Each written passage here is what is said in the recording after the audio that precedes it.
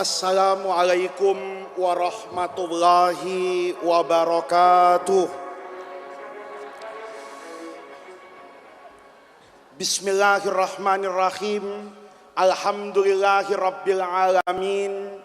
Wassalatu wassalamu ala asyrafil anbiya'i wal mursalin wa ala alihi wa sahbihi ajma'in, amma ba'du. Segenap para alim ulama yang saya muliakan, para kiai, para asatidzah, para guru, para tokoh masyarakat yang malam hari ini cukup banyak hadir menyambut undangan guru kita Al-Mukarram Bapak Kiai Haji Khalil Nafis. Malam ini, acara ini membuat saya sulit bicara, Kiai Khalil. Ini maulid cap apa? Ini maulid cap apa? Saya datang itu tadi fi raibin wa fi syakkin. Yang pertama MC-nya buat saya ini aneh, ya kan?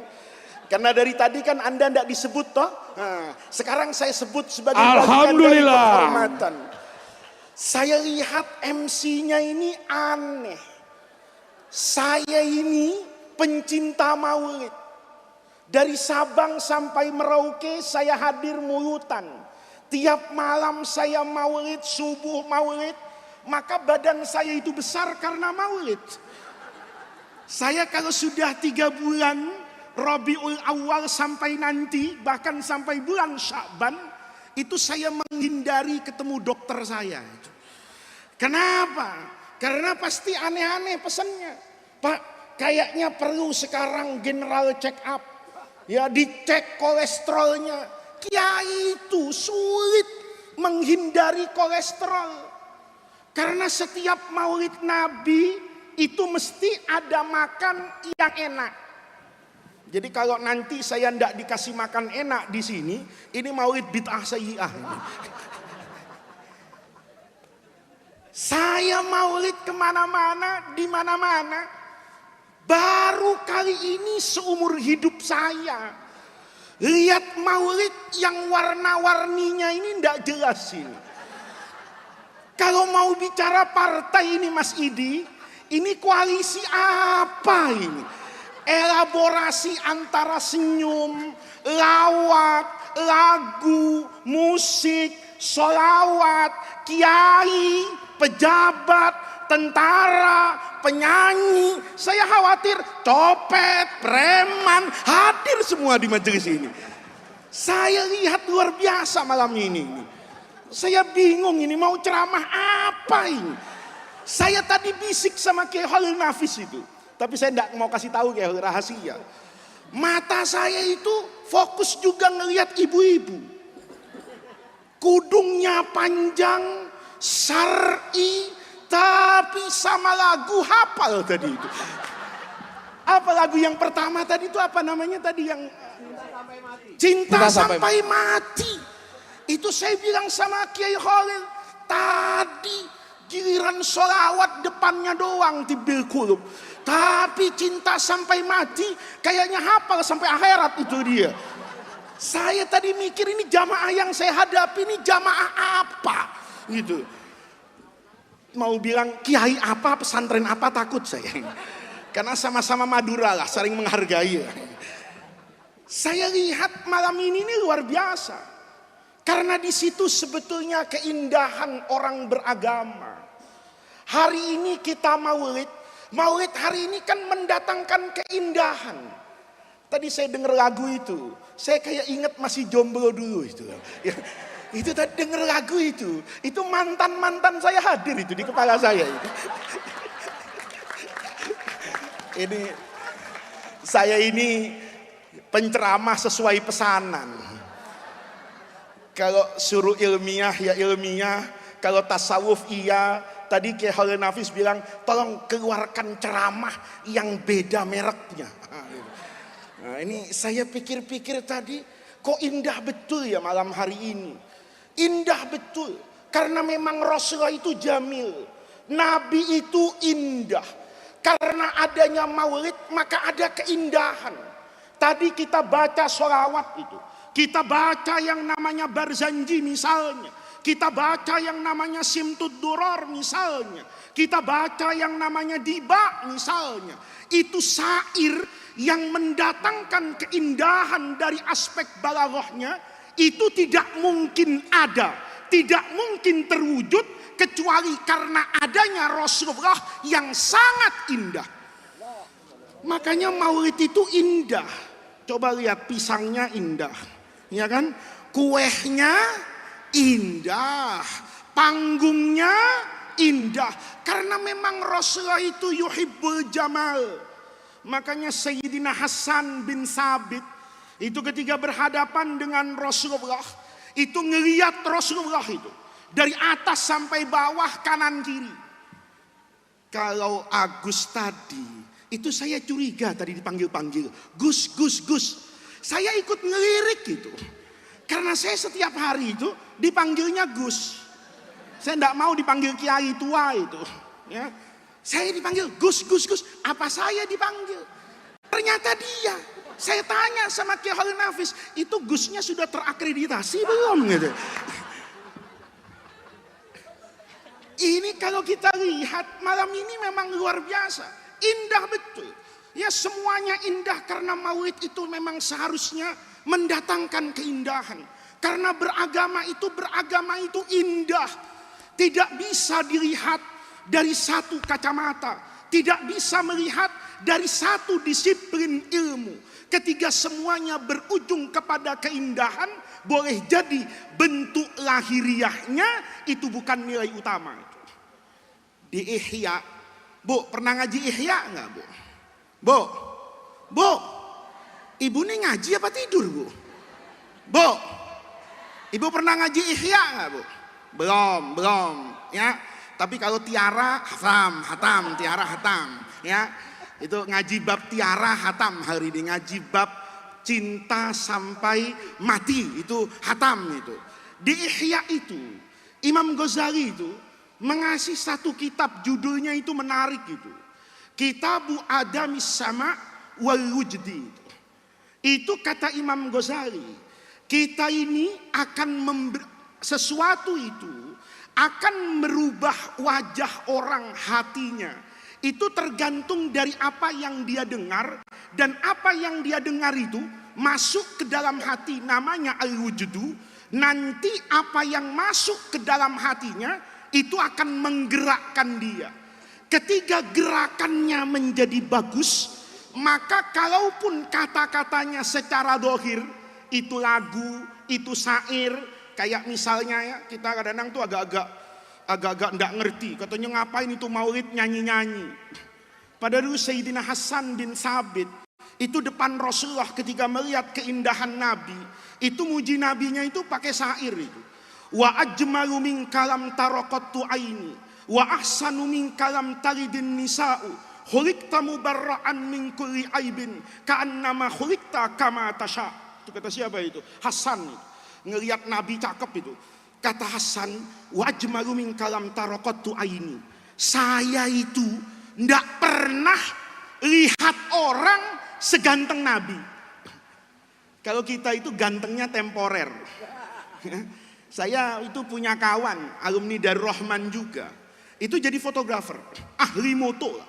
Kalau foto sama dia mahal. Satu ketika, anak itu datang ke saya. Gus, saya mau foto sampean boleh enggak? Boleh, kenapa? Saya mau mensucikan kamera saya. Biasanya kamera saya ini lihat maksiat terus ini yang difoto.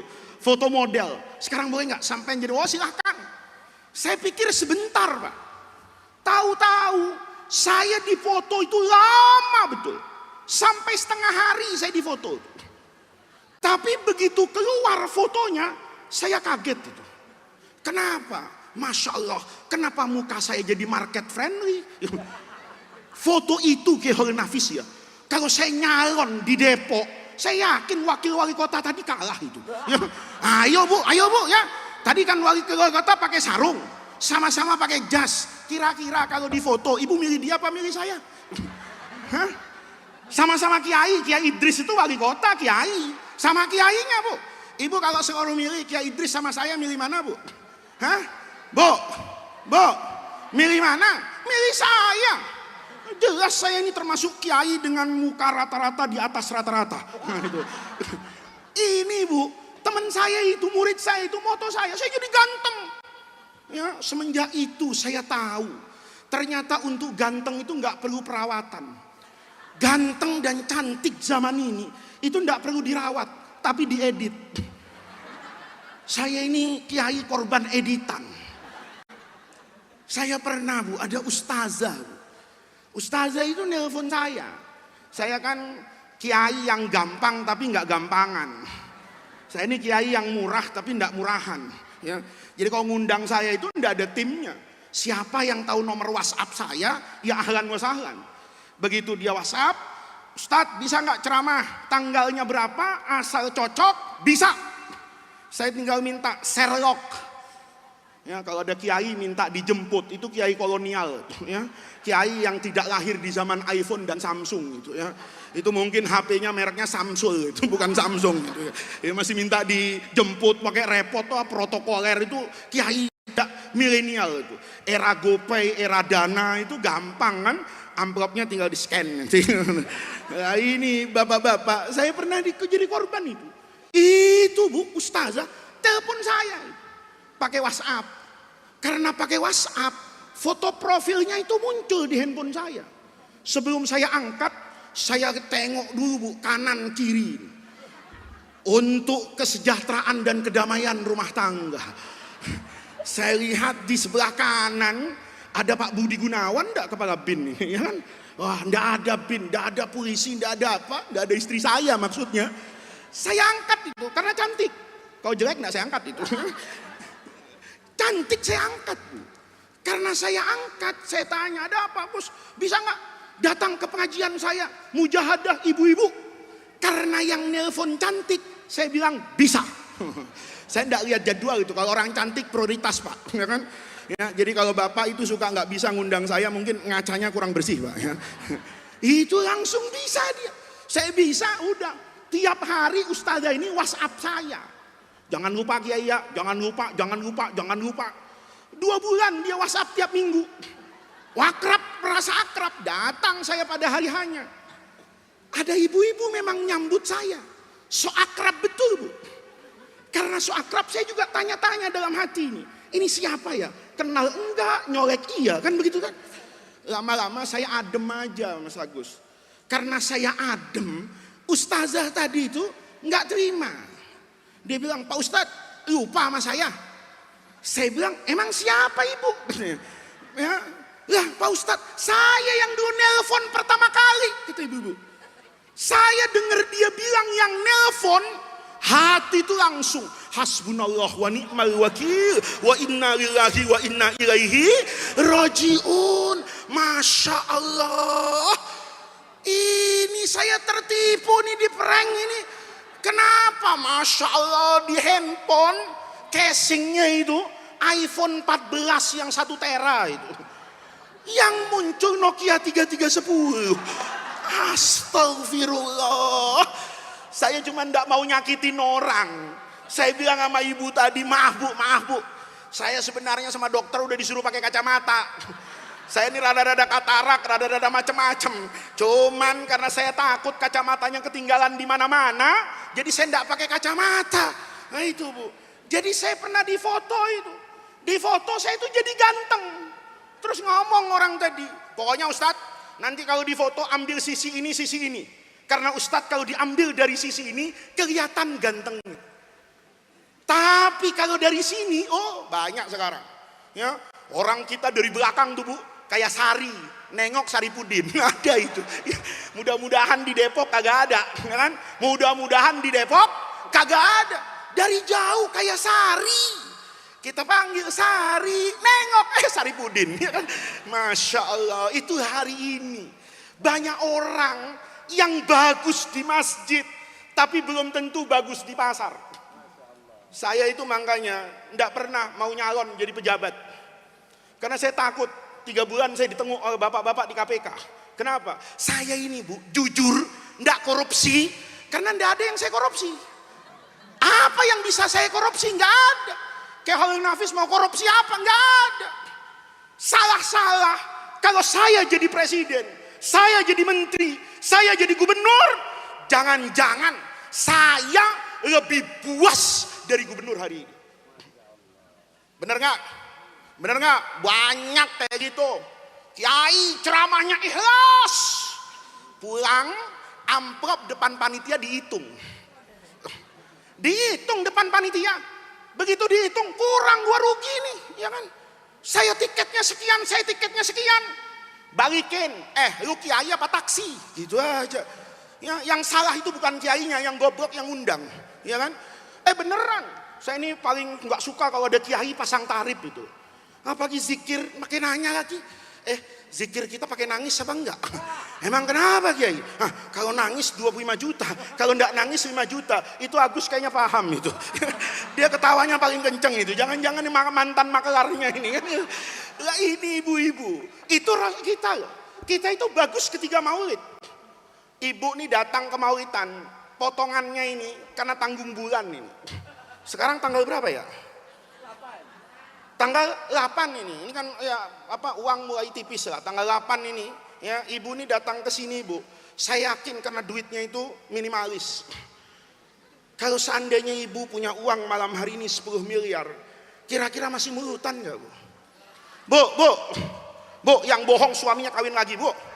Bu, nih kalau ibu nih punya uang 10 miliar di tasnya, kira-kira masih datang ke pesantren ini apa enggak Bu? Yakin? Bohong suaminya kawin lagi ya. Bu, iya memang saya suruh kawin Bu. Anaknya di sini. Jadi datangnya itu bukan karena maulid, karena anaknya di sini. Udah Bu, nama saya itu Faiz. Nama saya itu Faiz. Ya, dulu nama saya kayak Khalil Nafis. Itu namanya Adib. Karena ayah saya itu suka bahasa Arab. Waktu lahir, ayah saya itu kepengen anaknya itu jadi sastrawan. Maka nama saya dikasih Muhammad Adib. Dilalah di penjara sama Al-Mukarram Soeharto. Waktu itu kalau di penjara Al-Mukarram Soeharto itu luar biasa. Ya kalau sekarang ada orang ditangkap teriak-teriak itu agak lebay, ya kan? Karena kalau sekarang tuh ada masyarakat sipil, ada HAM, ada pengacara, ada hukum.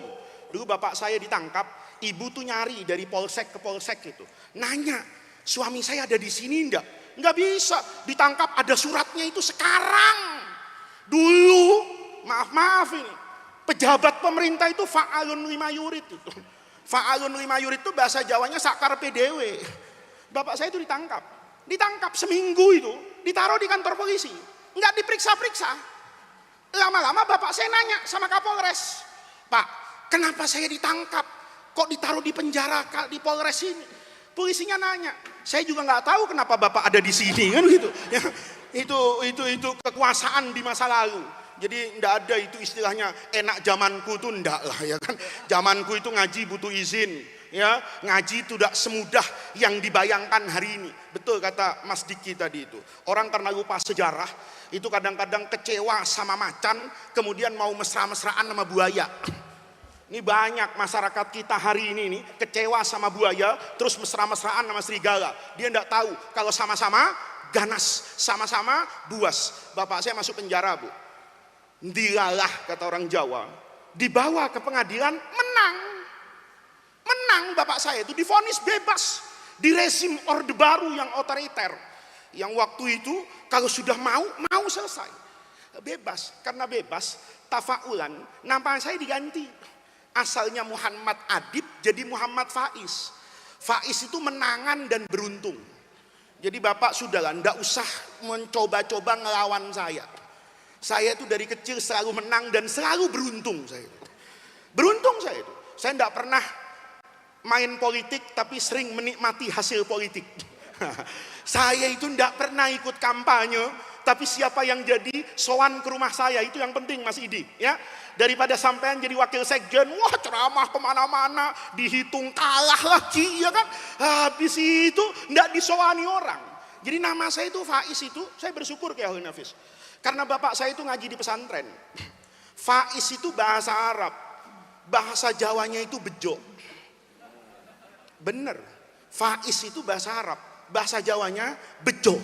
Seandainya Bapak saya itu bukan alumni pesantren. Bapak saya nggak ngaji. Begitu menang lawan Orde Baru, diganti nama saya Muhammad Bejo. Bayangkan Mas Agus, penderitaan batin saya.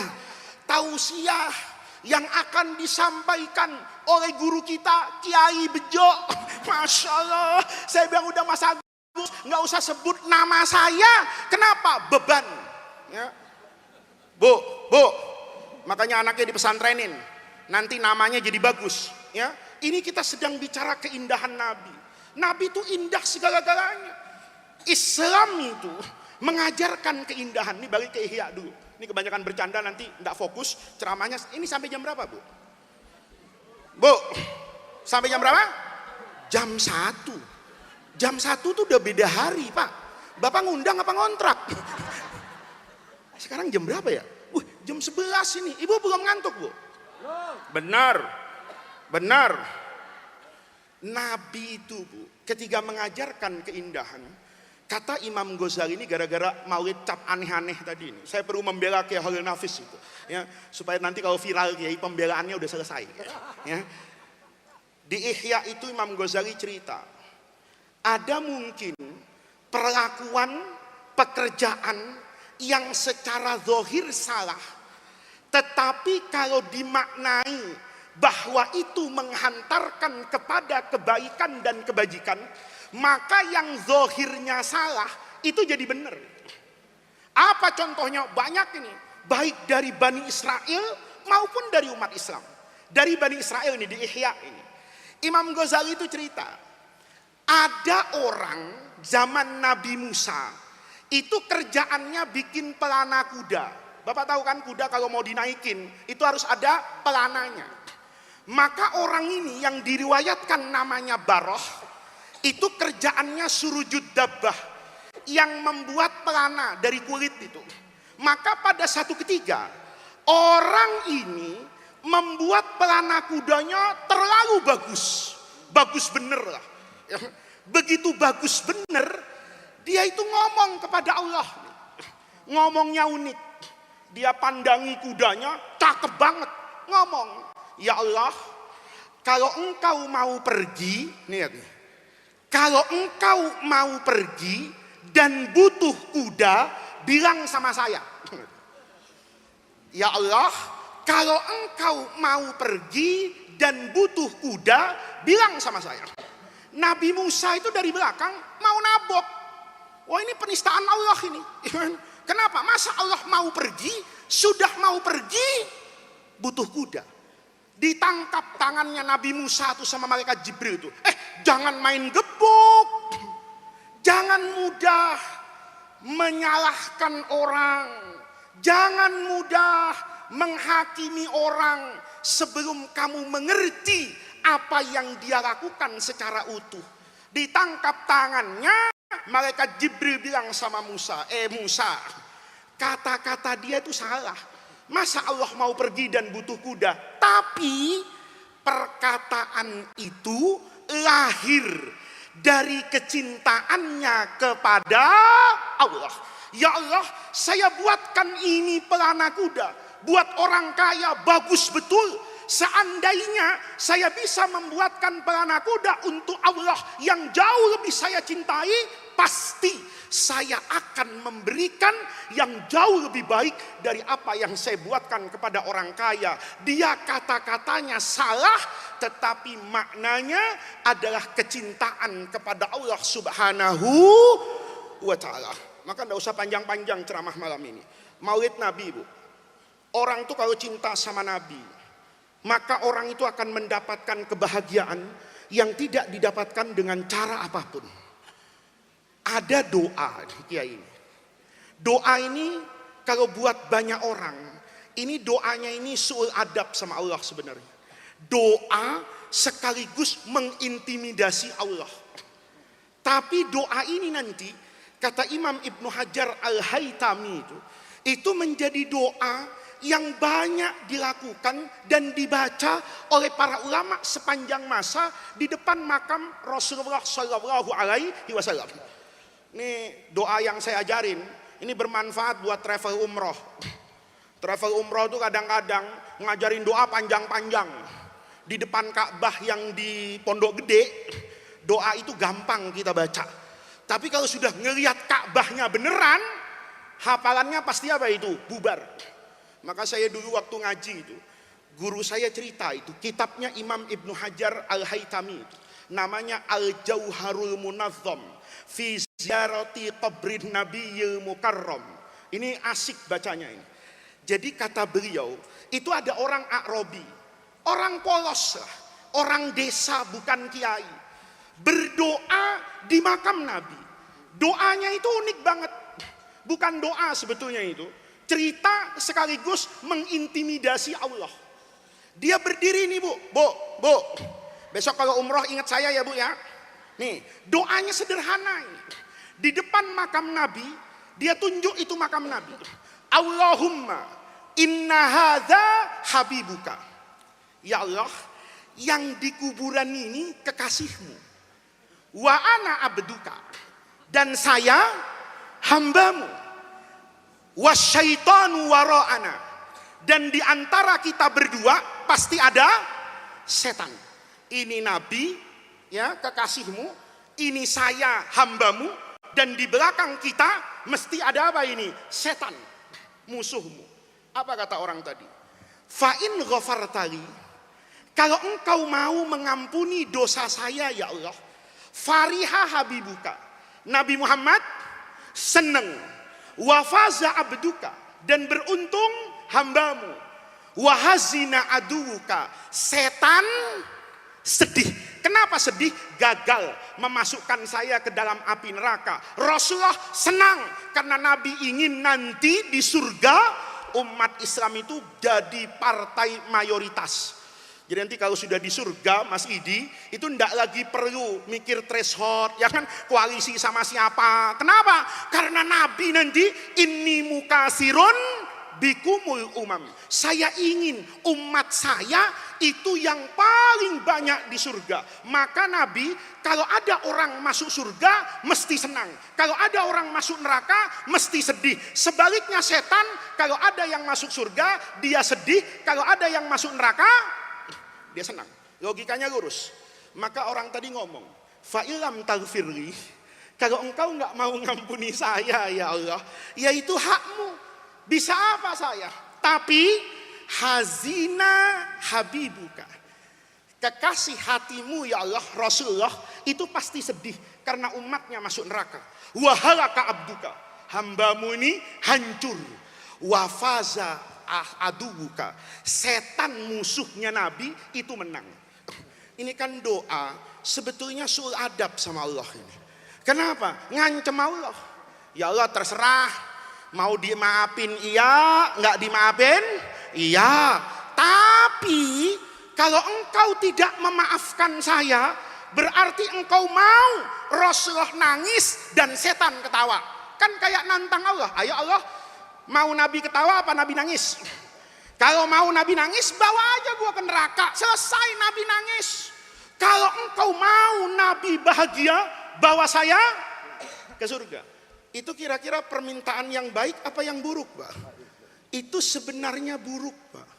Tapi dia sedang ingin mengatakan bahwa itu menunjukkan kecintaan saya kepada Rasulullah. Saya tidak pernah mau, saya tidak akan pernah bisa bahwa Rasulullah yang saya cintai itu akan menangisi saya karena saya masuk ke dalam api neraka. Saya ingin nanti di akhirat bertemu dengan Rasulullah yang wajahnya berseri-seri karena umatnya masuk ke dalam surga.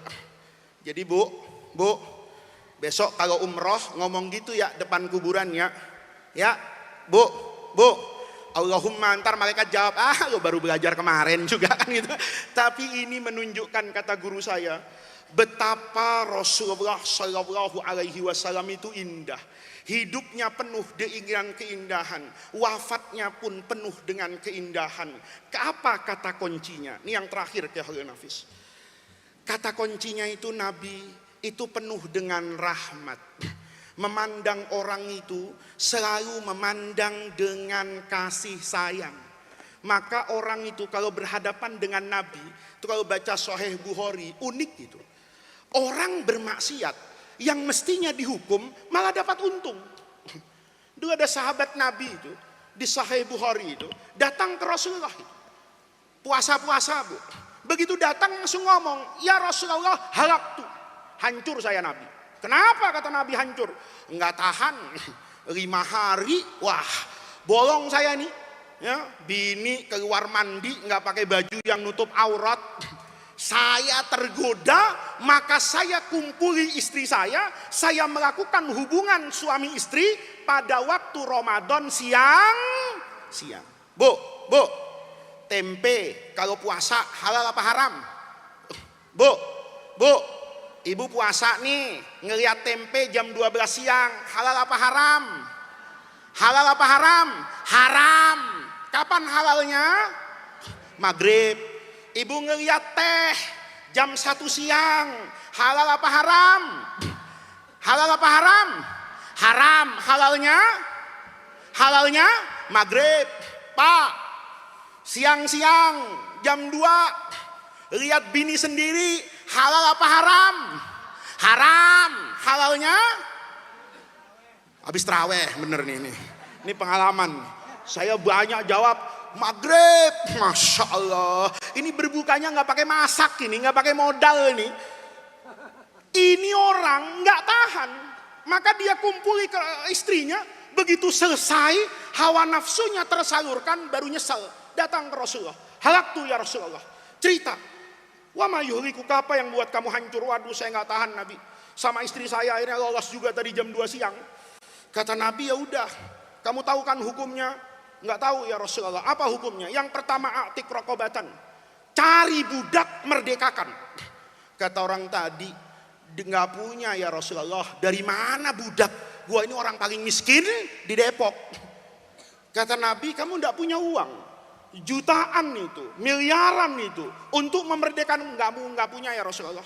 Kalau nggak punya kata Nabi, fasyamu syahraini mutata bi'aini, puasa 2 bulan berturut-turut, batal 1 ulang semuanya, angus.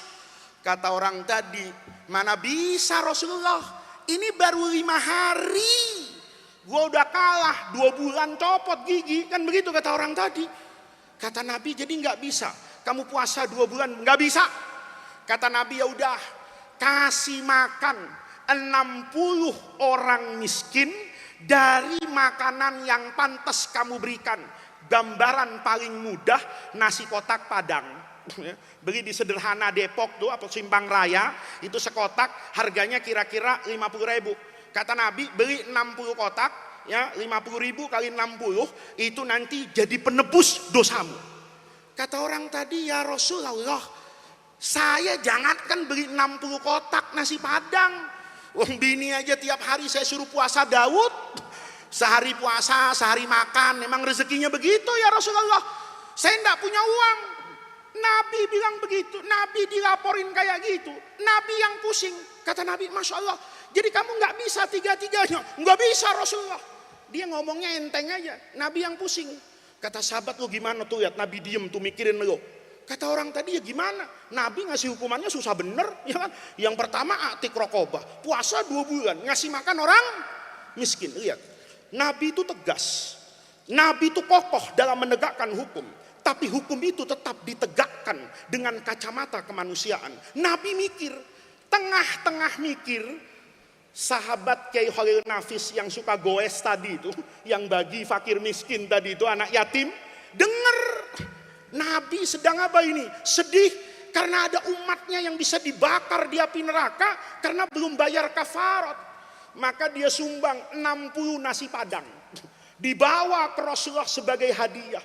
Ya Rasulullah, ini hadiah nasi Padang 60. Nabi senangnya luar biasa. Langsung dipanggil tuh orang. Kata Nabi, sini. Tadi yang belum bisa bayar kafarat tuh mana? Dikasih. Nih, nasi Padang 60 kotak. Bagi sama 60 orang fakir miskin. Mestinya sampai sini selesai ceritanya. Belum selesai. Orang tadi nanya, ya Rasulullah, ini 60 kotak dibagi ke siapa? Fakir miskin. Orang tadi ngomong, saya ini Rasulullah, berdasarkan data BPS Kota Madinah, saya ini dan keluarga saya istiqomah menjadi orang yang paling miskin di Madinah. Bayangin, dia suruh bagi makanan ke orang miskin, padahal dia yang paling miskin. Maka kata Nabi, kalau begitu gampang kata Nabi. Ini 60 kotak, lu bawa aja pulang. Bagi sama anak bini lo, cucu, kalau perlu cicit, turut, sekalian dapat semua tuh 60 box. Betul kan Bu? Ceritanya kan jadi unik gitu. Dia pulang dari Nabi bawa nasi padang 60 kotak. Istrinya pasti kaget. Abang, ini 60 kotak nasi padang sederhana dari mana? Kan dijawab, dari Nabi. Pasti tanya lagi, Nabi kenapa bagi-bagi nasi padang? Apa Nabi sedang sosialisasi untuk pencapresan? Kan gitu kan? Apa Nabi sedang sosialisasi untuk kepentingan dirinya? Enggak. Jadi nasi padang ini dikasih Nabi ke gua gara-gara gua kemarin nidurin lo. Lihat, enggak masuk akal Pak. Orang yang mestinya dapat hukuman pulang malah bawa nasi apa itu? Nasi padang. Itu hebatnya Rasulullah. Dia melihat orang itu dengan rahmat. Maka orang tuh kalau hidup sama Nabi itu merasa aman. Kalau kita sama imam terawih itu belum tentu merasa aman.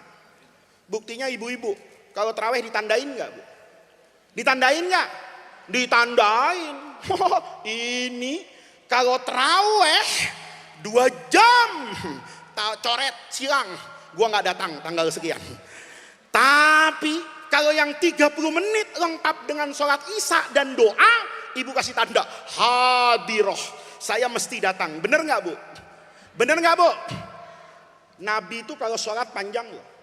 Sholat duhur itu dalam banyak riwayat itu bacaan Qur'annya miqdaru ma yaqra'u minna khamsina ayat, bacaan ma yatasaalun. Nanti rukunya panjang, iktidalnya panjang, sujudnya panjang, iftirasnya panjang, sujudnya panjang. Tapi orang itu kalau sholat sama Nabi itu nggak merasa aman, takut, nggak pernah.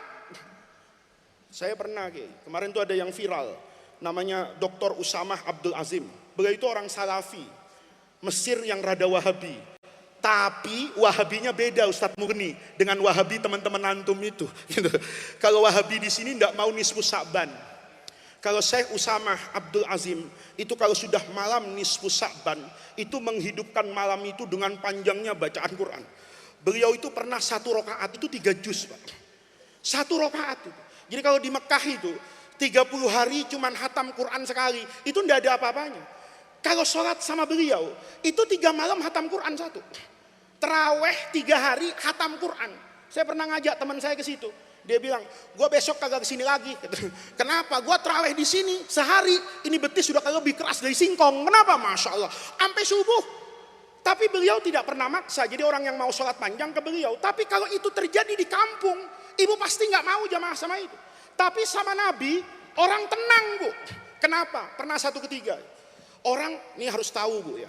Nabi itu orang yang paling khusyuk sholatnya. Nabi itu orang yang paling takut sama Allah. Sholat. Begitu sholat, dikorting Nabi itu sholat duhurnya. Jadi kayak kita, rakaat pertama inna atoina, rakaat kedua kulhu. Selesai sholat, sahabat nanya, ya Rasulullah, ini kenapa ada diskon? Kata Nabi, saya tadi sholat itu mau panjang, tapi begitu selesai baca Fatihah, saya dengar ada anak kecil nangis. Maka saya tidak mau sholat saya panjang-panjang. Karena kalau saya sholat panjang-panjang, saya khawatir anak itu kehausan, ibunya pun tidak khusyuk dalam sholat. Maka sholat tuh nggak boleh panjang-panjang, apalagi muludan. Sholat aja nggak boleh panjang-panjang Bu. Itu Nabi aman. Oh begitu ada anak nangis, Nabi perpendek. Maka mari kita sekarang nyontoh Nabi. Pandang segala semuanya itu dengan rahmat, termasuk memandang Indonesia. Termasuk memandang Indonesia. Pilpres itu masih 2 tahun lagi. Orang udah ribut luar biasa. Kenapa nggak kita robah hari ini? Ya, orang kalau nanya sama politisi silahkan, sama lembaga survei silahkan. Kalau tanya sama ustadz, ya mbok bedalah antara ustadz dengan tim sukses itu loh. Bedalah antara kiai dengan tim sukses itu masa enggak ada bedanya. Saya kalau ditanya hari ini, Ustadz, guru menghadapi pilpres gimana? Saya jawab, ayo sujud kepada Allah sekarang.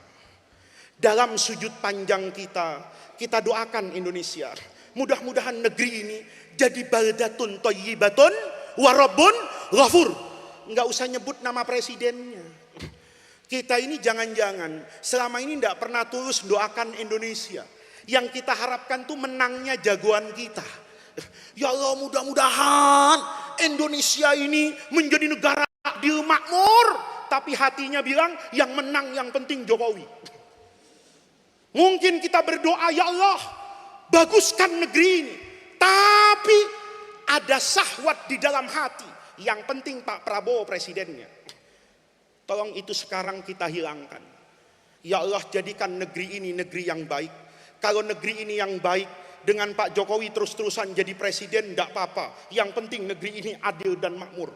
Ya Allah, kalau negeri ini adil dan makmur, di bawah pemimpin yang namanya Pak Prabowo, jadikan dia presiden, ya Allah, saya ridho. Kalau nanti yang buat negeri ini bagus Pak Anies, mudahkan jalannya untuk jadi presiden.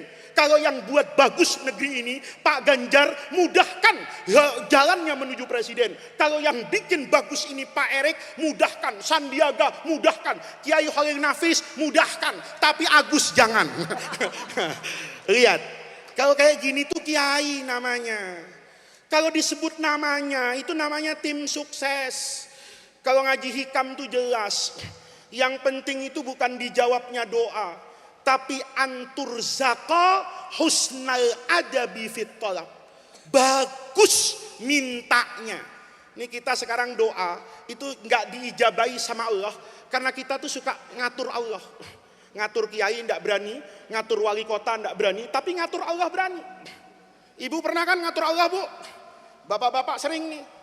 Jalan kaki ke cendikia amanah, ngelihat temennya punya motor, langsung doa itu. Rabbana atina fid dunya hasanah. Saya tanya sama santri saya, doa tadi husuk banget, lu doa apaan? Doa anu guru, Rabbana atina fid dunya hasanah. Saya tanya, apa artinya? Ya Allah, berikan yang baik-baik untuk saya di dunia ini. Saya tanya, apa yang baik? Dia jawab, Yamaha NMAX. Ya, kalau bisa yang warnanya putih. Saya bilang, lu doa apa kredit? Kita belajar loh dulu di pesantren. Yang namanya doa itu semakin mujmal, semakin bagus. Semakin mufassal itu menjadi semakin tidak bagus. Ayo, di malam maulid itu kita cintai negeri ini. Tempat kita sujud, tempat kita belajar. Ayo kita cintai Indonesia ini. Dengan penuh ketulusan. Tanpa pernah kita peduli. Yang menang merah, yang menang hijau, yang menang biru. Siapapun ya Allah, yang menang, yang penting paksa dia dengan kekuasaanmu yang la ta'khuduhu sinatun wala naum untuk menjadikan negeri ini negeri yang adil dan makmur, negeri di mana bangsa ini merasakan kedamaian dalam peribadatan yang baik, merasakan kedamaian sebagai anak bangsa dalam bermuamalah. Mudah-mudahan Allah jadikan jam'ana hadza jam'an marhuma wa tafarruqana min ba'dihi tafarruqan maksuma. Terima kasih Kiai Khalil Nafis atas undangannya. Mudah-mudahan pesantren Cendikia Amanah ini menjadi maqalan min ma'akil bayan wal iman, menjadi manarotan fil ilmi, menjadi roksan fil ilmi, menjadi roksan fil iman. Mudah-mudahan Allah berikan keberkahan kepada kita semua yang hadir di majelis ini. Allah membersamai kita, membersamai Kiai Khalil Nafis, keluarga beliau, santri-santri beliau, dan semua orang yang memberikan kontribusi untuk pesantren ini. Rabbana atina min ladunka rahmah wa hayyi lana min amrina rasyada. Allahumma la tahrimna khaira ma indaka li syarri ma indana. Kurang lebihnya saya mohon maaf. Assalamualaikum warahmatullahi wabarakatuh.